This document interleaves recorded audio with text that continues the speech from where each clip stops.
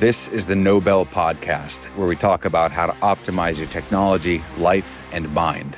We're joined by special operations veterans, entrepreneurs, investors, and others who have overcome difficulty to make it to the top of their craft by staying in the fight. Welcome to the Nobel Podcast. My name is Sam Alaimo, and I'm joined by Rob Huberty. And our guest today is John A. Dailey. Born in Loudoun County, Virginia, he enlisted in the Marines at 17 and had a pivotal role in the global war on terrorism and Marine Special Operations Command, MARSOC. John, welcome. Thanks for having me on the podcast. I've been told that I have to make the disclaimer that my opinions do not reflect U.S. SOCOM or the Marine Raiders. Let's start at the beginning to get warmed up. Where did you go to school as a kid?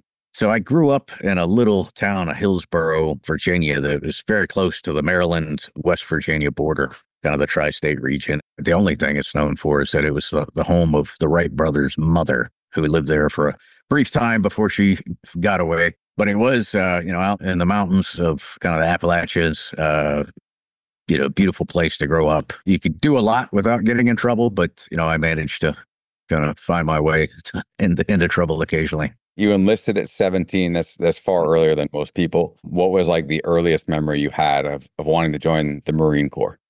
No one else seems to remember it this way, but it was the 4th of July, 1976. It was the bicentennial of the country. So it was huge, celebrations. And at one of those in one of the neighboring towns, I remember a Marine coming through the crowd. And I remember him being like a Vietnam vet, old grizzled guy, chances are pretty good. He was probably an 18-year-old kid, just coming out of boot camp, The guys walking around in uniform weren't terribly common back then, but the thing that I remember most about it, which my dad denies to this day, my dad had been in the Navy and served on a subtender, and I remember asking, "Hey, who is that guy?" And he was like, "Hey, that's a Marine," and I recall there being like some reverence, in his voice when he said that, so that got me thinking, of course, I thought my dad was the greatest thing in the world. So, having him kind of talk about a Marine with reverence, led me to want to go to the library and start finding some books. So the timing's actually interesting. 1976, the Vietnam War had just wrapped up. It wasn't common to see people in uniform, probably super uncomfortable. Did that have any sway in your mind as a kid, or was that completely irrelevant? I don't think I was really tracking a lot of that. I was in 3rd or 4th grade at this point. Mm-hmm. So I didn't, I remember the war being on the news at night, as a little kid. I remember there kind of being in the background, but growing up where I did, there wasn't protests or, there wasn't a lot of certainly anti-troop sentiment, but I don't even recall any, anti-war sentiment. What was like the media or the toys or the things that you played with? Like, were you torturing G.I. Joes at the time and breaking apart and, cutting them with lasers? Was there movies or TV shows that inspired you at that young age that you think led you? Because I think all of us were inspired by that stuff and going into, kind of the GWOT, as a lot of people we've talked to so far, a little bit later. What was it like early in that time? Yeah, absolutely. There was the old shows, there's like Rat Patrol, which is, the desert vehicle mounted patrols in East Africa. That was really cool. Hogan's Heroes, which was a comedy, but still, MASH, of course, was on. There wasn't a ton of TV shows, movie wise, or the John Wayne movies, Sands of Iwo Jima, all of those.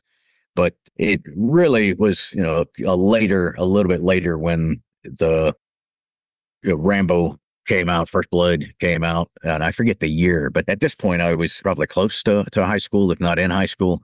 And that was, started a wave of, Chuck Norris and Missing in Action and Uncommon Valor and just these, everybody was going to Vietnam to rescue POWs. All right. So that was what every movie was about. And I was, totally down with that. That really started me thinking, other than, hey, I want to join the Marine Corps, is like a thing. I started realizing that, hey, this is what Marines do or what special operations guys do. And in fact, when Rambo came out, it really led to me reading. And I was a big reader as a little kid, but when you get in high school, girls and camping and beer, all those things are a lot more important. But, picked up David Morrell's book, First Blood, that the movie was based on. And that really got me back into reading. And started realizing that, hey, if I really want to do this, I need to start, preparing, so I kind of went into high school, just looking at, hey, what can I do to make myself or my chances of being successful? Because I was a little kid, I was not a big guy. I was generally like the smallest kid in class. Still, never kind of grew up to the height that I had hoped for. So stuck at like 5'7".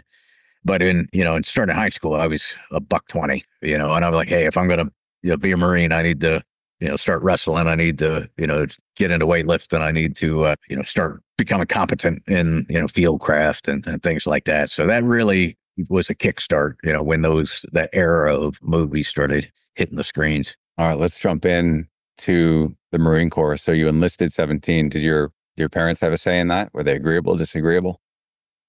They were. I think they had given up on trying to fight it. Like I said, I had started at a young age, and I wasn't adamant that the whole time. There were other things. I wanted to play baseball professionally. I wanted to, it was a pipe dream. I wanted to be a long haul truck driver. There were lots of things that I wanted to do, but I kind of always kept coming back to the Marine Corps. So by the time I hit the age where I could sign up with their permission, they had kind of made their peace with the idea. All right. Well, when did it become real to you? Was there a moment where you remember the buses rolling up and then drill instructors coming out? Like, what was your earliest memory of getting picked up for boot camp? I remember my recruiter drove me to the MEPS processing station. All right. And there we had to stay overnight. So they put us in hotels. I think somebody must have been old enough, or they convinced somebody who was old enough to buy a couple cases of beer. So, the next morning when we took off, it was kind of a blur. But we got on an airplane for Beaufort, South Carolina, and they let us drink on the plane too. So I for about the first 24 hours at boot camp, I don't remember a lot. But when you show up, Parris Island is kind of iconic. The bus picks you up, drives down this causeway onto an island, through the gate, and you drive through the dark for it seems like forever.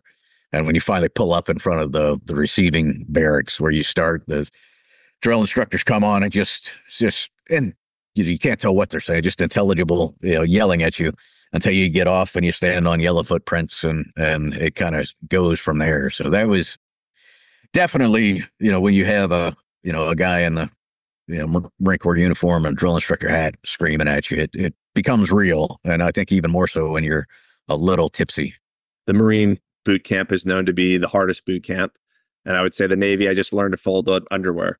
One thing about MEPS, basically MEPS is just a processing place where you're trying to make sure that you're qualified, you don't have flat feet, or you don't have bad things.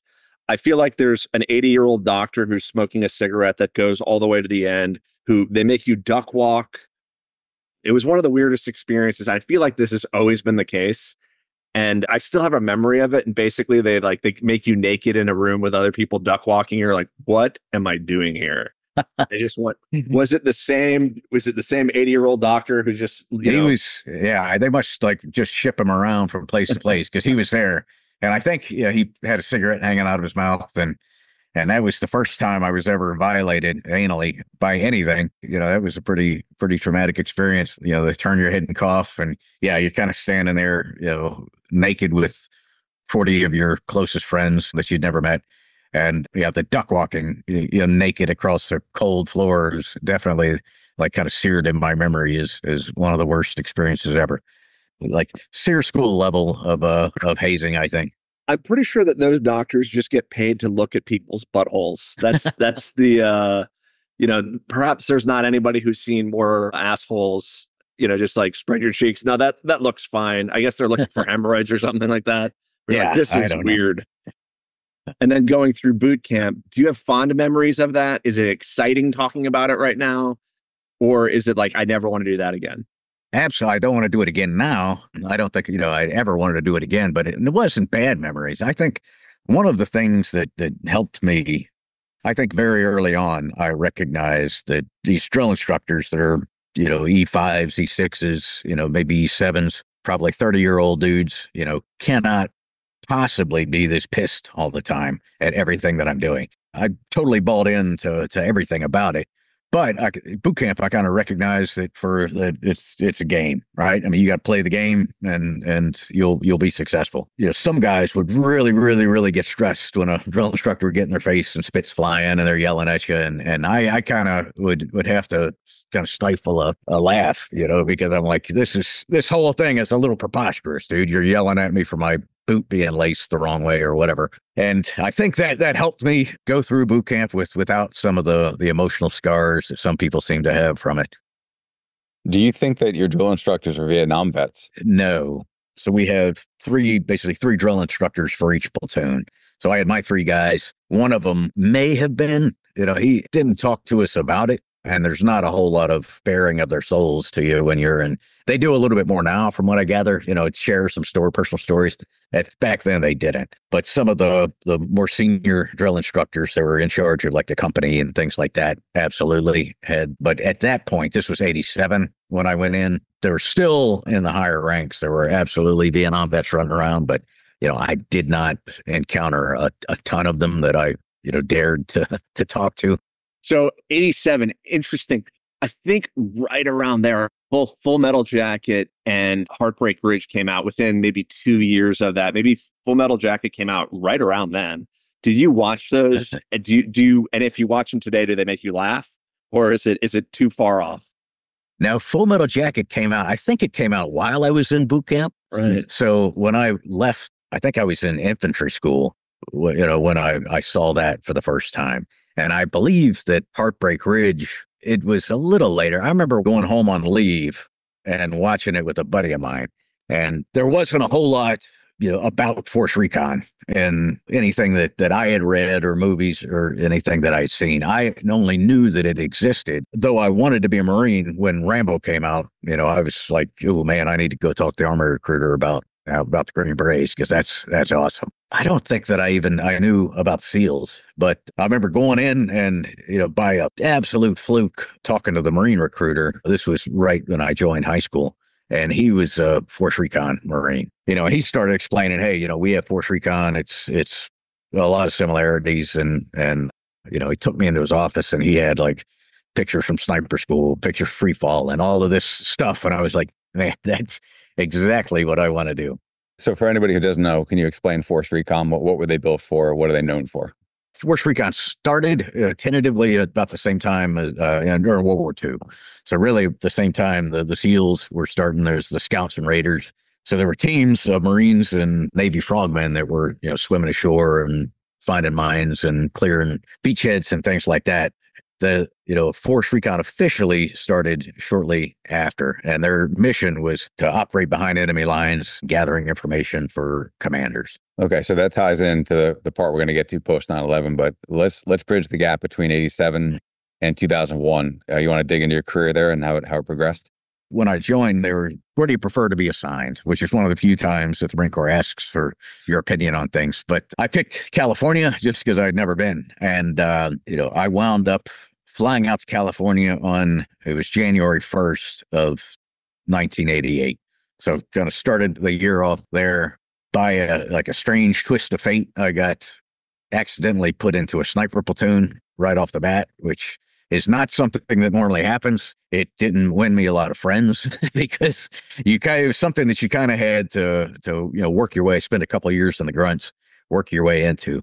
I got accidentally put into a weapons company as an infantryman, and the only place that they could put me without having to change my orders was the platoon where the snipers were. So I was kind of given the chance, like, hey, we're doing some training. You've got to prove yourself, over this next, couple of months, or we're gonna, we'll send you away. And like I said, the recruiter that I had was a sniper, and that's really what I, wanted to do. The book of Carlos Hathcock, One Shot, it was thought at the time when the book came out to be the most prolific sniper in Vietnam. That book hadn't come out yet, but there were like some articles about him that I read, and I was just fascinated with that, with, long range marksmanship and with, operating in really small teams. So I just busted my ass, and did well enough that they let me stay.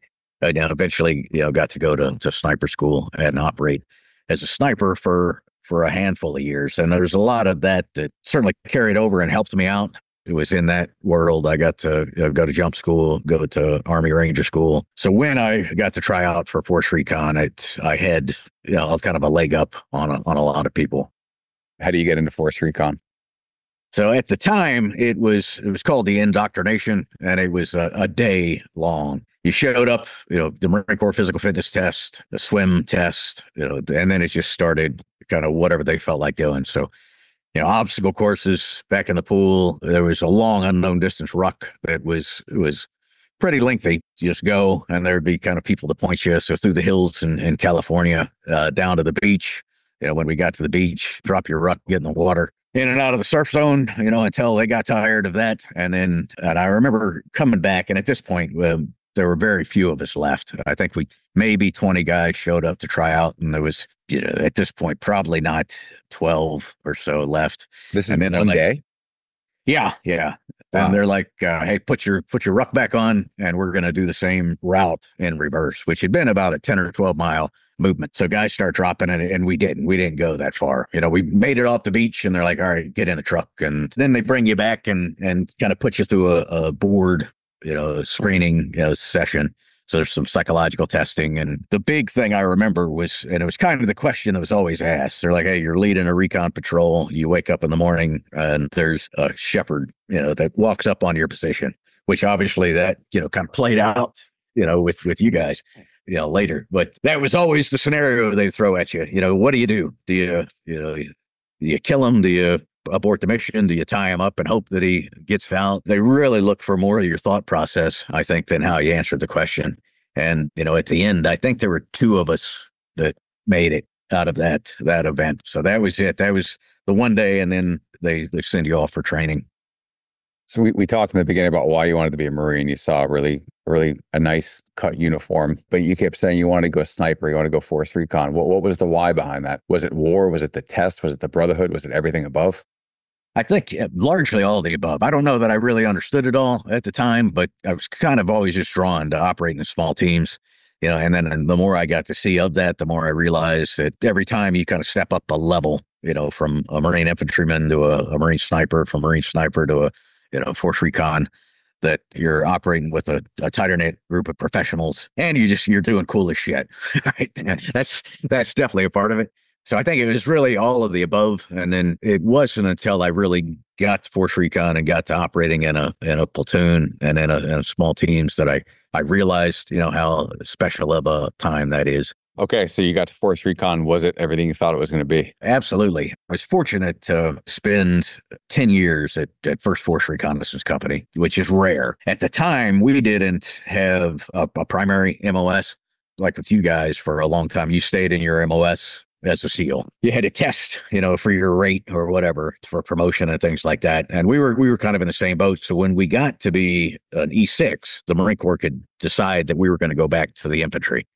Right. So the ability to stay there was pretty valued. If you were not a kind of a long ball hitter, then the chances are good that you were going to go away. So I felt really honored that I got to spend 10 years of my life there. And I loved pretty much every minute of it. I mean, I can't think of a day that I woke up and not excited to go to work just to see the guys, see what was happening. A long ball header. Maybe the nomenclature, I know exactly what you mean when you say that, but the ranking in the SEAL teams, like at one point they used to say pipe headers. I'm not sure that that's quite the same anymore, but the difference between a good dude, a good motherfucker, a nice guy is like an insult. Oh, he's a nice guy, but a long ball header, that's one I haven't heard before. Yeah, nice. Yeah, I mean, I think it's pipe hitters, right in there.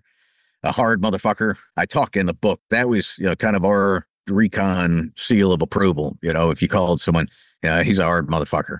That meant that, you could always count on him. He wasn't going to let you down. He would up for anything. That is a hard title to be, to earn. It's just like, good motherfucker. We're building up to 9/11, 2001, which is where Tough Rugged Bastards comes into play. We're going to get into Detachment 1 and how you were kind of picked to head that up as one of 4. But did your time in the 90s in Force Recon, I guess from the perspective of 9/11, did that prepare you for what was coming? Were you guys training right and training hard?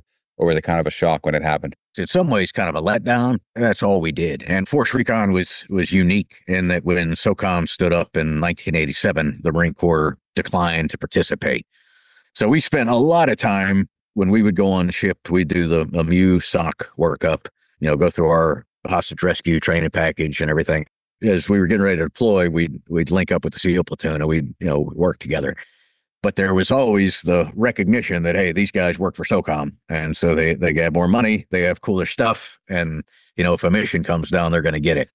So there was a lot of like late night garage drinking, bitching and moaning about not being in SOCOM. But I think the other side of it is it kind of really forced us to work harder and make do with what we had. Pre 9/11, I had been given a platoon, so I was a platoon sergeant as a 7, a gunny in the Marine Corps.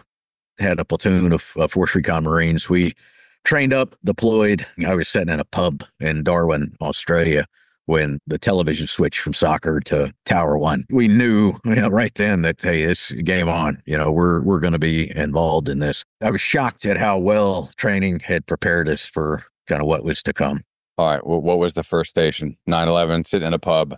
Where did you guys go next? So we had already made a commitment to go to East Timor. So we jumped back on the ship, popped over to East Timor for like a day. I think they were ratifying their constitution. So the FIBRON commander, the head Navy dudes had to go be a part of this. And obviously there was concern about security. So we provided, along with the SEAL platoon who was with us, personal security for those guys and for some embassy folks. But we immediately got back on ship, we were in Pakistan by late October, and then in Afghanistan in November. The first stop was a big chunk of sand out in the middle of nowhere called Fob Rhino. That was the first fob in Afghanistan. The SF was up riding around, up in the mountains, but we were down south of Kandahar. And then the first missions that we received were reconnaissance being sent out, just trying to find, Taliban.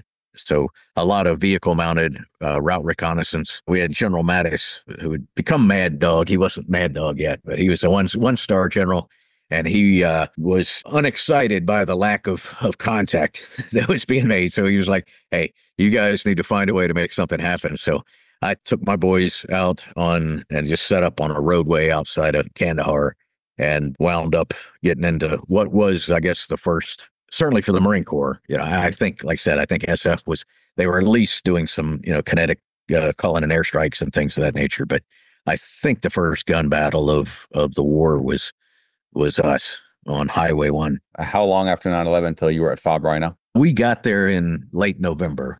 Oh, that was remarkably fast. Yeah. Well, and that's the benefit of having, a Marine Expeditionary Unit on ships. All right. We were fully trained, prepared, equipped, ready to go. I mean, it's really as long as it took us to sail from Australia across to Pakistan. And that included, establishing Jacobabad as a forward staging base. And, we were responsible for assisting with those things. But back to that, it was December 7th was the night that we got into that fight. And we were tasked with interdicting traffic going between Kandahar to the west towards Lashkargah. So I had a 30-man platoon. We had done a route reconnaissance, and I sent half of them off to do some other work. So I had 2 of my teams of about, it was probably about 14 of us. And we had other, support with us. We had some light armored vehicles and a CAT platoon, the combined anti-armor guys that had plenty of assets, but we were tasked with going up and setting up, initially described as an ambush along the road. The concern that I had, and the reason that we didn't launch an ambush was, if there was no way to tell if there were, who was going to be in the vehicles. And I was not interested in, shooting up a car full of school children or just people who are trying to flee the Taliban. So we decided that the best way that we could do it would be to treat it like a vehicle takedown, which is, a mission that we trained for a lot. To do that, you have to stop the vehicle, right? So the premise behind a vehicle takedown, that your high value target is in a vehicle. A lot of times we'd use an aerial sniper to, with the 50 cal, fire into the block and stop the vehicle. Once the vehicle stopped, you can approach it and shoot anybody that needs to be shot, grab anybody that needs to be grabbed. So in this case, not having an aerial sniper, we opted for concertina wire and ran concertina wire across the road. So we pulled back off and sat kind of watching the road. I was talking to the aircraft, and a group of 3 vehicles left Kandahar. The first was a dual cab pickup truck. The following 2 vehicles were like a very large. One was a bus, and one was like a 5-ton, military type of vehicle. So every so often, the 2 vehicles would pull off and let this pickup go forward and kind of scout the route, which seems pretty fishy, right? It seems a little suspicious. But, I was telling my guys, I'm like, hey, it could also be, that they're looking for Taliban checkpoints and they're trying to escape the Taliban. So ultimately, that vehicle approached us. We had put chem lights on the concertina wire, so they saw it, and when they recognized that there was a roadblock, they tried to run it. It's a pretty cool thing to watch. A vehicle hitting concertina wire, it snatches you up pretty quickly. The bed of the pickup was packed full of boxes and things, but there were 3 men sitting in the back facing us. So my vehicle had pulled up onto the roadway behind them. I jumped out and kind of started yelling at them to put their weapons down. There wasn't a whole lot of likelihood of that, but this is December 7th. It really, really cold. And I remember that the 2 guys on either side, younger guys, were bundled up in blankets, and they had their blankets kind of wrapped around their AKs. So they weren't able to, they weren't going to produce them very quickly. But the guy in the middle was an old timer, and you could tell that he wasn't his first rodeo. So his hands were just red as hell, but he had his AK out. And it was one of the experiences that I had read about, but the first time I'd experienced it, how time distortion happens, when you're in a gun battle. It really turned to the point where everything was happening so slowly, and I felt that I was moving really, really fast. I'm like almost laughing at this guy as he's kind of trying to bring his AK to bear, and I shoot him. And by this time, my guys are coming out of the back of the vehicle, and it turns into a little shoot 'em up. Guys start piling out of like a clown car out of the pickup. Before long, that was over, but the vehicle burst into flames. Now I'm like yelling, hey, back up. Let's move back from this. And the bed of the vehicle is loaded with ammo and RPG rounds. So suddenly, RPG rounds start cooking off and they're spiraling through the air. So it was a pretty wild night. And then we were able to bring in air on those other 2 vehicles and take those out of action. So it was interesting in a lot of respects, historically, because kind of certainly being the first Marine Corps gunfight of the war. But from my perspective as a leader, being able to, watch and see all of the guys do all the things that they've been taught to do. So I was really impressed with the way everybody operated. It solidified in me that, hey, all the training we've been doing for years and years is valuable. Historically, what you're talking about was very significant for a lot of reasons. What was that emotion like? There's one part of me that wishes I could have been in the States, to be a part of the aftermath, because I know there was, a lot of patriotism, a lot of people. For us, there was very little information coming onto the ship. A lot of it was you get what they want you to get. At that time, there were very few personal computers. I think probably, I don't know that anybody had them, but there were a couple of computers that we could sit down and like peck out an email home. And I think they shut those down. They'd shut the phones down randomly just to, for OPSEC reasons. So, we never understood that, what was going on back home. The few chances I had to talk to my wife were just to make sure, hey, is everything okay? But for us, the transit over was just, it was busy. It's just so, there's so many things to try to accomplish. And so we didn't spend a lot of time thinking about it. And then once we got on the ground, things started moving pretty quickly. But the first time we came ashore, my platoon came in helos and landed in Ghazni, Pakistan, like on the coast. And we jumped off with, we've got AT-4 strapped on me, law, rockets. An agency dude drives up in a little pickup, gets out and like, hey guys, how you doing? Like we're all like pulling security, like we're going to get hit by the hordes of Taliban. You don't know what to expect, right? You don't know what it's going to be like, but once it goes, then you're like, all right, man, we've got this. We've spent a lot of time preparing for it. And I was glad, I was relieved, but I was really impressed with the way even the more junior guys that I had performed, and they did the things that we repeatedly did in combat. And that was one of the lessons that was kind of always beat into us. Don't do it till you get it right. Do it until you can't get it wrong. And that absolutely paid off. So you were an E7 when this kicked off. You were already well-versed, had a career. So the young guys, the 20-year-old, 21-year-old, they were as adept in that firefight as you were? I think so. There were one guy that I had a little bit of concerns about, but everybody else did really well. Most of the guys in Force Recon are a little bit older, so they were all having like E4s, E5s. And I remember like joking before the vehicles pulled up, that I'd been in the Marine Corps now 14 years, and I'd been in a couple of places where they were shooting. I'd never really been in an exchange of gunfire. So I was telling the guys, I'm like, probably nothing will happen. I'm like a bullet repellent, but I had missed the first Gulf War because I was assigned overseas. We were supposed to go into Somalia, and they got changed at the last minute. So I felt like I had missed kind of every opportunity that had existed up to that point. There was certainly a level of disbelief, that anything was going to happen and going through my head. But my assessment of all the younger guys I had with me was that they did exactly what they were trained to do and were supposed to do. By the time they got back from that deployment, they quickly turned into the old guys because they were the guys with combat experience. So how do we get there from Detachment 1 and the founding of, I guess, MARSOC? Unbeknownst to us, like by that point, the Secretary of Defense Rumsfeld saw the writing on the wall that the GWOT, which I don't even know if they were calling it that yet, but the GWOT was going to require more SOF, and SOF was going to kind of lead the way. NSW was told to you'd make more teams. SF was told to grow, and the Marine Corps was told that, hey, you guys this time you're going to participate. And the Marine Corps were reluctant to form the Raiders in World War II. The Marine Corps didn't want to do that, and they were directed, yeah, you're going to do this thing. The Marine Corps always had a reluctance to identify anybody as special or different. There were times when Force Recon was disbanded, post Vietnam. The Marine Corps views itself as an elite force. So when you understand, oh, we're elite, but we have these other guys that are more elite, that's never been something that they like to do. So they said no in 1987. They tried to say no in 2001 and were ultimately told, you're going to do this. The Army was happy to not have a Marine component of special operations as well. They weren't chomping at the bit for us. And there's the joke that, how do you spell SOCOM, ARMY, right? They're like the big guy. Obviously, they have some say-so. And at that point, SOCOM had, I think, only been commanded by Army generals. This was before, I think, Admiral Olson was probably the first CO. But what they ultimately decided on is we'll create a small unit that'll do a 2-year proof of concept, and we will see, if Marines can do the job. So it took a little time. I went back, came home from that deployment, and was told, man, you've been Force Recon for 10 years now. You got to go somewhere.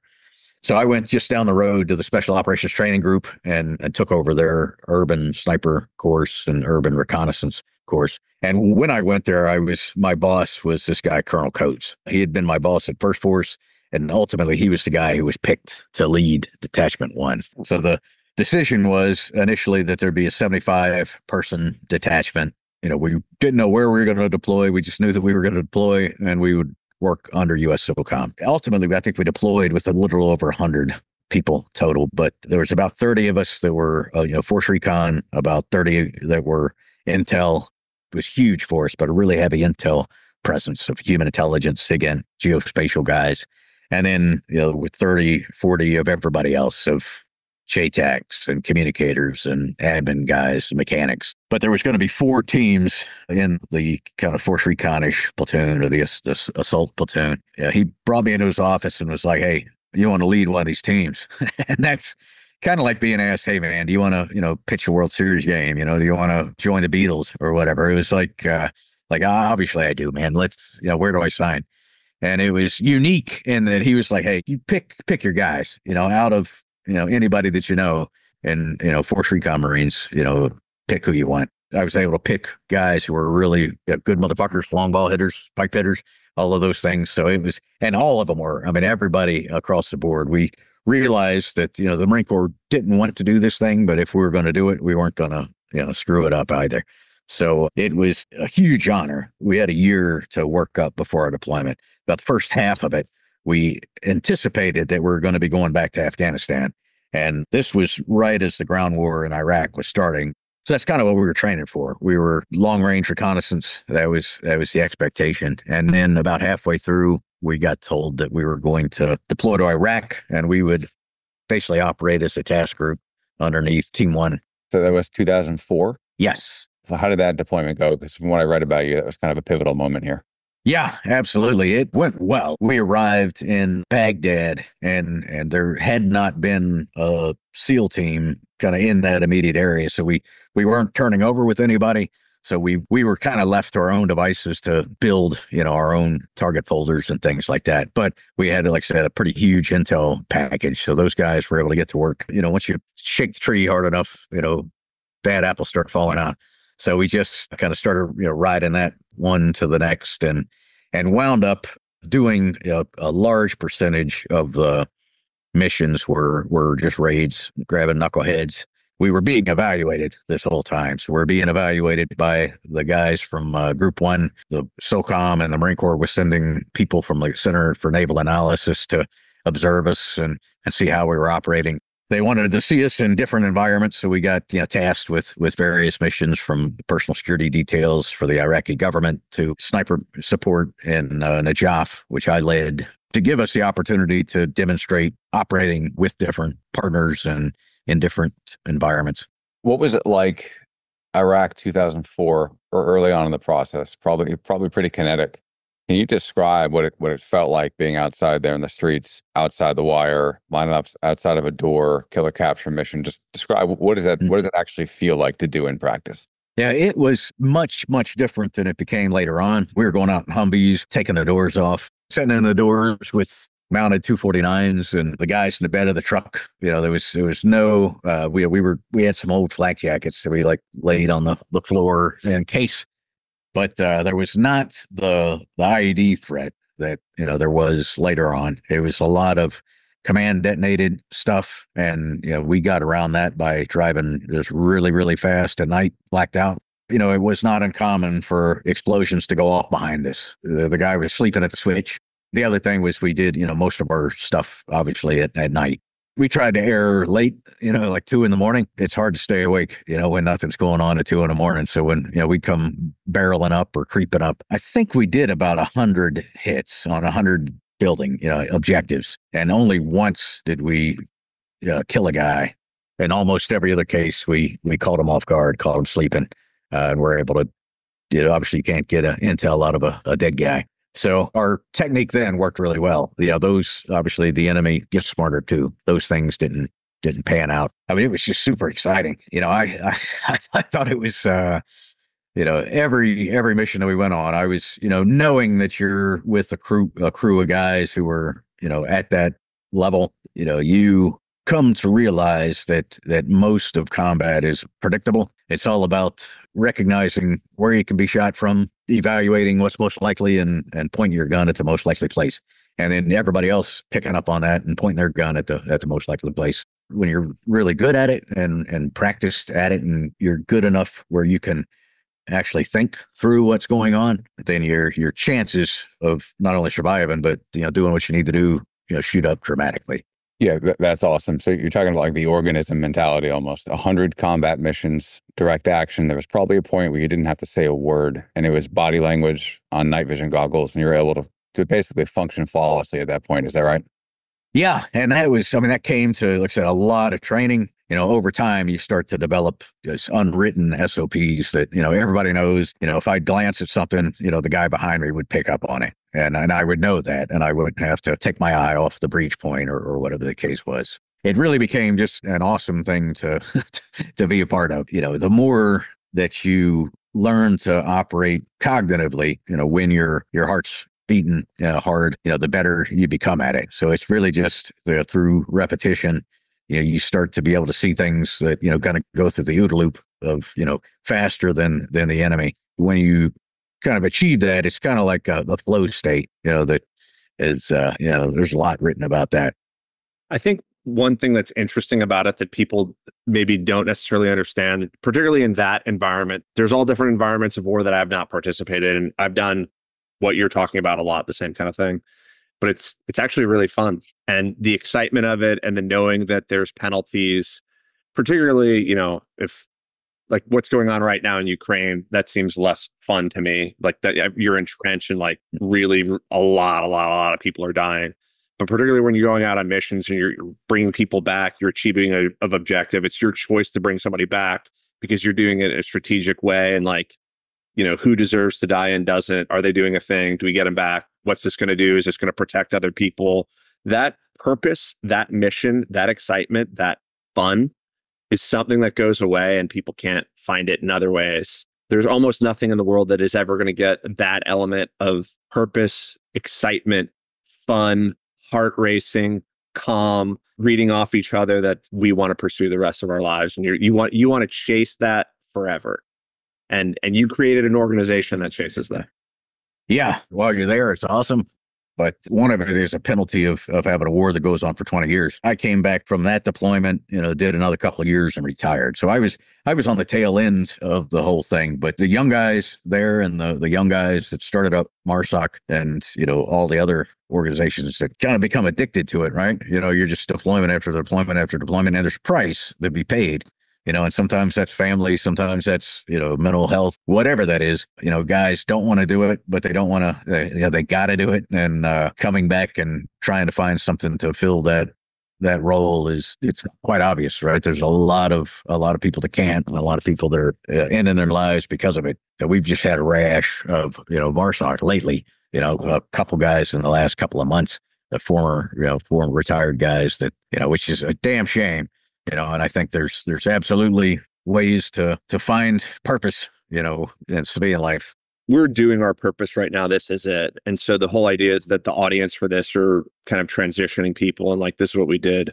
So we transition. We're dissatisfied with our lives. And we're like, I want to work with a team. We started our company Zero Eyes because of the exact same thing. It's really hard to show that purpose, and the whole military has a rash of, you went through this such extreme thing that it is weird to like war and actually think that war is fun. And I think that it is akin to, training for a football game. You're on the high school team.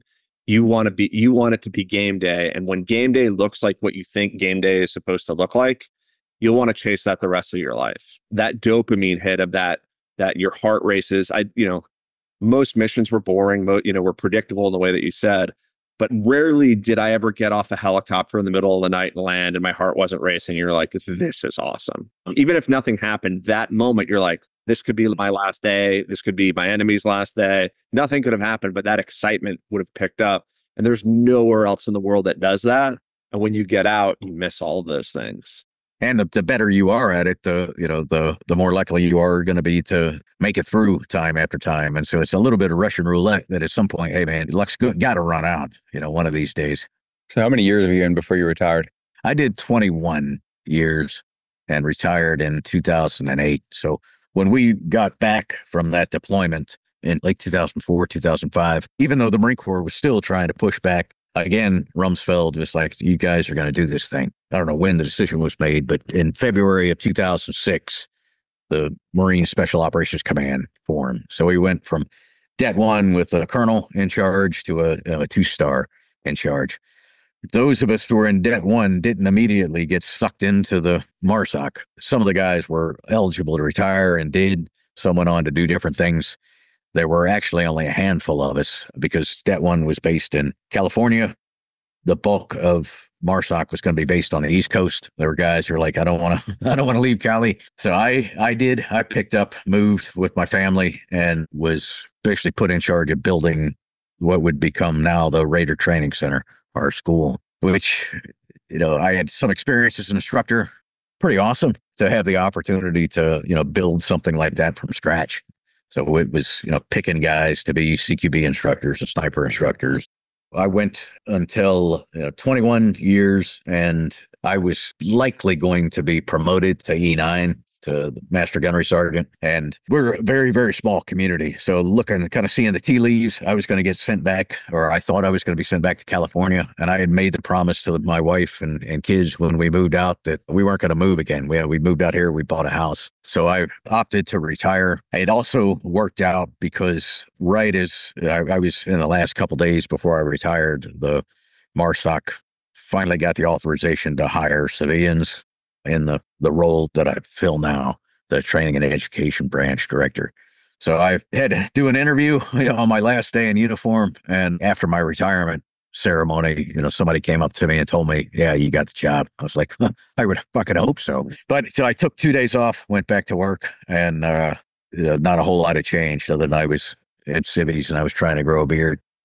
Is that so that's your current job right now as well? Yeah, the disclaimer. Yeah, it's changed a little bit over the years, but yeah, I've got now 16 years kind of doing this, which has been pretty amazing. I spent a lot of time like coaching and talking to guys, mentoring guys about transition, but I kind of not a good guy to talk because I really didn't, feel like I transitioned. It probably took another 5 years as a civilian before I realized that I was a civilian. It just didn't click in my head. I would, still show up and work, 10, 12-hour days if everybody else was. And I loved, there's the saying that if you love what you're doing, you don't work a day in your life. And I kind of felt that way. But after a certain point, I had to realize that, you know what, and you're paying me for 8-hour day. I'll give you everything I got for 8 hours, but I got other shit to do. There's obviously a stereotype of civilians that work for the government of being lazy and ineffectual, and I never want to kind of fall into that. But also at a certain point, it's got to become the Marines' job to make decisions, and can't be me trying to do that. And they're absolutely more than capable and competent to do that. So it's awesome to be in a role where you're kind of like a granddad in a way, set back, offer advice, but you're not dealing with a lot of the problems of child raising. If you look back after 21 years and a couple of combat tours, what would you say the best part of your military service was? And then what was the absolute worst part? In my time in Force Recon and Det 1 and MARSOC, I don't remember a day that I didn't wake up, itching to get to work and to see what was going on. So, I think overall I had a phenomenal experience, phenomenal leaders, phenomenal opportunities. Most every day was among the best for me. Worst day was in 1999, December 9th, I'd gotten up and was working with one of the platoons that was diving. I was serving as the dive supervisor. They were subsurface, and I get like a radio call that another one of our platoons who was preparing to deploy were doing a BBSS mission, a ship takedown. And they were coming in from the top down, and the SEALs were coming in from the bottom up, and the helo hit the netting running around the ship and flipped the helo into the drink. And 5 of our guys, 5 recon Marines and the crew chief didn't get out. That was the first time that I'd, experienced a loss, on that level of guys. MARSOC, we've had a couple, other aviation accidents where we lost seven Raiders on 2 occasions, helo and a C-130. But that hit me really hard because, you kind of, when you're at that age, you think you're invincible. And when it comes down that dudes that you respected immensely are just gone like that, based on, pilot error for a long time, that was the worst, for our organization, especially for a close-knit organization like that. That was like a heavy hit.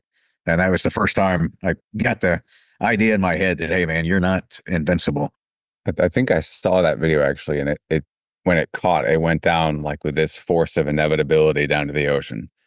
Yeah. There's no coming out of it. A few guys got out there. And if you watch the video, there's a guy, Scott Archer, who was setting in the hellhole.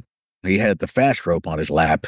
I think he also had, for some reason, a torch. I don't know why he would be the first guy, but he had a big Broco acetylene torch on his back. He saw what was happening and he bailed out. So he just jumped and he made it. And there were quite a few other guys that got out.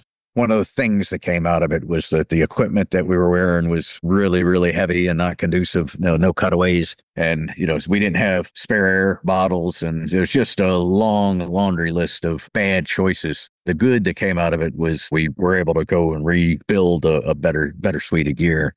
And I was able to be involved in that, which was kind of a cool thing.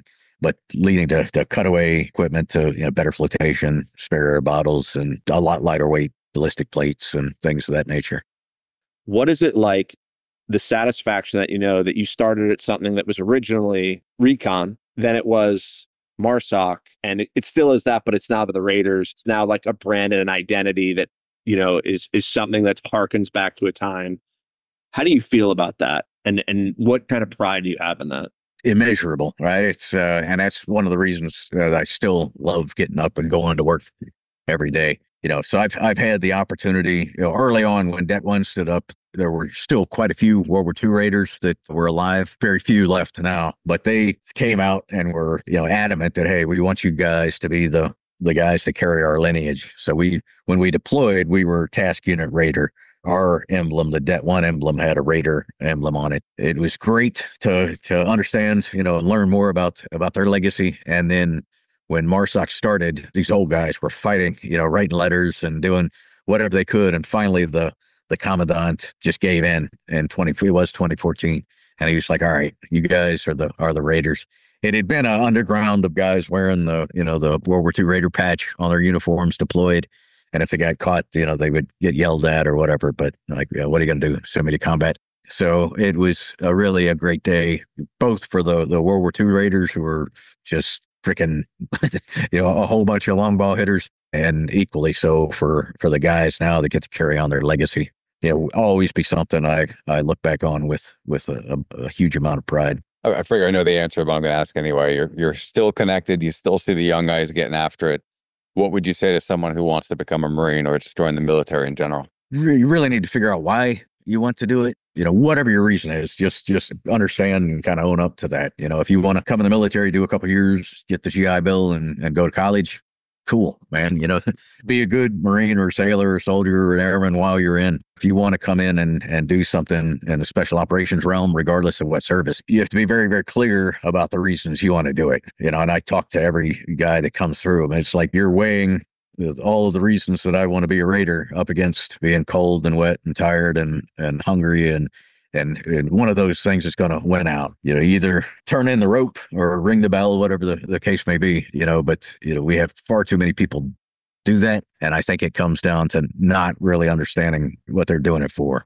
Being real clear of why they want to step above everybody else. I figured out early on that I'm not the strongest or the tallest or fastest dude, but I can work harder than anybody, and that seems to work pretty well for me. Yeah, I like it. You got a couple Substacks. One of them is Ruck the Fuck Up.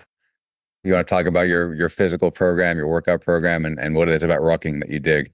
Yeah, I think, rucking, one, it's just a very easy thing to do, right? Anybody can put weight on your back and go. And obviously that's scalable. It could be 5 pounds. It could be a library book, or, it could be a 50-pound ruck. For me, it lets me get out, get the hell out of the office, get outside. I try to get some miles in every day, and the big aspect is just mental toughness. I think one of the things that's their commonality certainly across special operations is, you go through assessment selection programs, training programs that are going to push you to your limit and beyond your limit.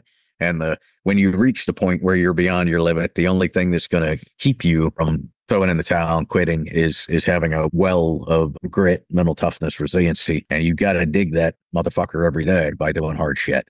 And if you don't, it dries up, and it doesn't matter how old you get, it'll dry up on you. And next thing you know, you're scrolling through the TV channels. Mental toughness is a perishable skill, no doubt. Yeah. Here's a question for you. You get to see the younger guys go through at this point, right? You have pretty good access to that. Yeah. Yeah. So are you hopeful for the future? I think, across the board, recruiting is a problem, right? I think there are fewer people that are able to join, fitness wise, certainly fewer people that want to join. I think a little side tangent, a lot of the reason that people don't want to join is because of, our generation, bad mouths our time in the service, not us in particular, but, guys that wouldn't want their kids to join. When I see Marines, there are Marines who have been a Marine for 3 or 4 years, then went to our assessment selection program and been successful there, and then have come in. And I'm always impressed by them. If anything, I think, one of the things that across the service we've gotten a lot smarter about. It used to be commonplace that I would drink till 3 a.m, and then go sleep on the PT field so I could be woken up in time to go for a run or whatever. We are a lot smarter about how we train physically. They have greater access to dietitians and strength and conditioning coaches, physical therapists, cognitive performance specialists, and all of these things that are making them a lot better. If anything, I think there's a little bit of a reduction in the amount of mental toughness necessary. We encourage them to see somebody if they get hurt. Back in our day, I think you're encouraged to play hurt, and there's absolutely value in playing hurt or being able to play hurt, but there's also value in being, taking care of things so that you can operate over a career, and not have to chew Motrin for breakfast. Compartmentalize absolutely everything. Maybe that's not great. Yeah, not optimal, but there is some value in it, I think. I guess the assessment that I just heard is we still have plenty of great people toeing the line, but maybe less so in total numbers. I think in total number, I think everyone is experiencing that, across the soft components, across the military. Everybody coming in are much more, I think, smarter, probably, at least like more tech savvy and more capable of fight that's likely coming. As we could see it in Ukraine, things are changing, right? A whole lot of UAS, a whole lot of, unmanned and autonomous weapons. Things are changing, figuring out how that's going to change. The thing that will never change is there will be a requirement for hard men to do hard things. Or brilliance in the basics. You had a great article about that. So fundamental. We'll do a couple fun questions real quick. 1 to 3 books that have changed your life. I grew up reading. I talked about David Morrell's First Blood. That really kind of was pivotal. I think from a youngest age, reading like Jack London and Robert Louis Stevenson, just books about adventure, like sparked this thing in my head that, man, I can't sit on the couch. I've got to get up and have adventures. Even though, of course, I would sit on the couch, reading books about it. But I think across mountaineering, and even though I don't do a lot of mountaineering, I read a lot of books about that and a lot of books about the sea. And other than being a Marine and being driven around by the Navy, I haven't spent a whole lot of time in the sea. But Explorers, just any of those books were pivotal in kind of shaping my mindset, I think. What about movies? 1 to 2, 3 movies? Those movies that I watched in the 80s, the Uncommon Valor, with Patrick Swayze, Heartbreak Ridge was, like when we watched it was a little silly, but again, that was a depiction of Force Recon Marines that there wasn't a lot of that. So, you're kind of eager for seeing them on TV or on the movie screen. Really, war movies, kind of definitely shaped the way that I looked at life and wanted to go about my life. We're coming up on the end here. You've had like a really incredible career. You're still getting after it. But I read about your dog, Max, and I'm just trying to figure out the whole dachshund thing. How did that work out with the dachshund? It's just, we had to have the vet come and take a look at him. He's 17 now. So my God. Yeah. I mean, the smaller the animal, the longer they live, right? So he's a mini dachshund. He was bought from my daughter, and it wound up, she's since moved on. And he's a great little dog. He might scare some people off because he loves to bark. I'm surprised, we made it through this episode without him. Up until about 5 minutes before, he was downstairs just going at it. But he's mostly deaf, so he can't hear it, and he's largely blind now. But he still gets after it a little bit. So he's a good guy to have around. It was funny seeing that after your long list of accomplishments, your dog, Max the dachshund. Yeah. All right. How can people find you? Social media, Substack? Where can they get your book? All that good stuff. Probably the easiest kind of one-stop shop is I have a website that's just jadailey.com. It's Dailey. On there's links to all the places, Barnes & Noble, Amazon, any place to buy the book. A little further down, there's links to the Substacks. The one is called Ruck the Fuck Up, like you mentioned. The other is called Walking Point. The Ruck the Fuck Up, there's just more kind of F-bombs, and it's a little more focused on physical fitness and mental toughness. Well, the other one's kind of more focused on taking things that I've learned over a pretty long career in the military and translating them into, ways to get after getting better at getting better. And then all the way down at the bottom, there's little buttons for Instagram and LinkedIn. And, I try to spend as little time on social media as possible, but particularly when you have a book coming out, it's a necessity. So more so on Instagram. I post some things on there, and LinkedIn. I think I've deleted Twitter. I don't understand it. I'm like an old guy. All right. Well, really appreciate it, Rob. You got anything to add in? No, thank you. John, it was a pleasure. Really awesome, and appreciate your long career. Thank you. Thanks for having me on. All right. Pleasure. Thanks, everybody. That's it for this episode. If you want to check out more from the podcast, head to zeroeyes.com/Nobel, where you can see show notes, read more about our guests, and suggest guests or topics of your own. Until next time, stay in the fight. Don't ring the bell.